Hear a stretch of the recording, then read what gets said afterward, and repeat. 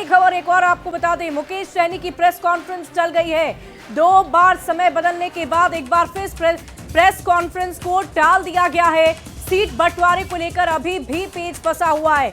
सूत्रों के हवाले से बड़ी खबर आपको बता रहे हैं, राहुल गांधी का फोन आया, महागठबंधन में डैमेज कंट्रोल करने की कोशिश की बात सामने आ रही है। बड़ी खबर आपको सूत्रों के हवाले से बता दें, इस वक्त की बड़ी जानकारी आप तक पहुंचा रहे हैं। देखिए, मुकेश सहनी वीआईपी प्रमुख की तरफ से पहले शाम 4 बजे का वक्त रखा गया था जब वो प्रेस कॉन्फ्रेंस कर अपनी बात को रखने जा रहे थे, लेकिन इसी बीच इस प्रेस कॉन्फ्रेंस का 2 बार समय बदला गया है।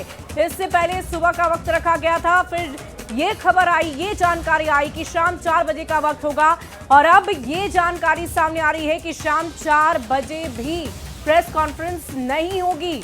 और देखिए, इस पूरी खबर की जानकारी के साथ हमारी सहयोगी विभा भी लगातार हमारे साथ बनी हुई है। विभा, एक बार सुबह भी प्रेस कॉन्फ्रेंस होनी थी, उसे भी टाल दिया गया, फिर अभी टाला गया है, क्या चल रहा है आखिर?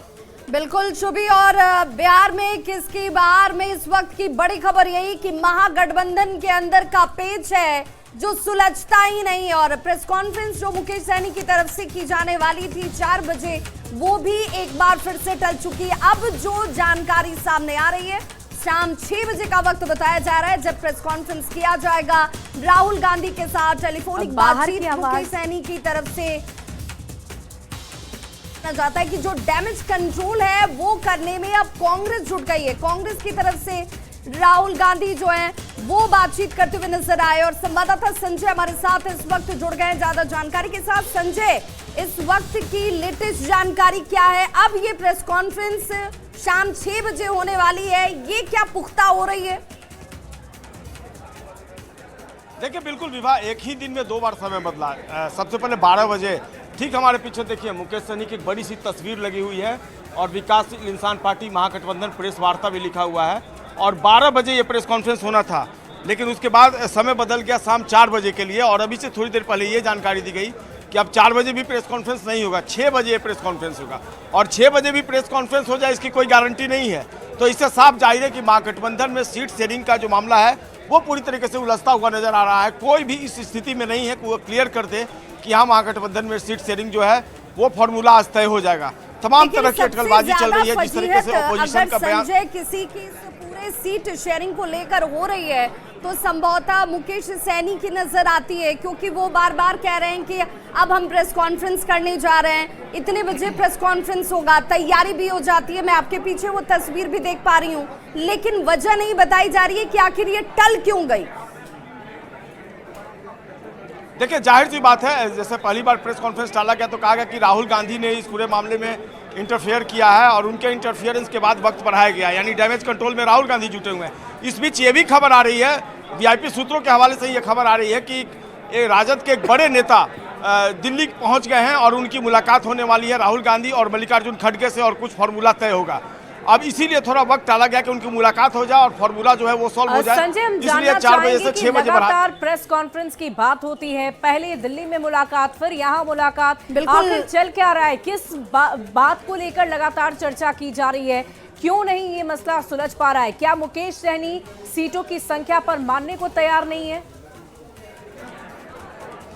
देखिए, मुकेश सहनी को इस बात की जानकारी तक नहीं दी गई है कि आखिरकार उन्हें कितनी सीटें दी गई हैं, कौन कौन सी सीटें दी गई हैं। आज 16 अक्टूबर है, कल 17 अक्टूबर हो जाएगा, यानी फर्स्ट फेज के नामांकन की कल आखिरी तारीख है। एक भी कैंडिडेट को उन्होंने सिंबल नहीं दिया है।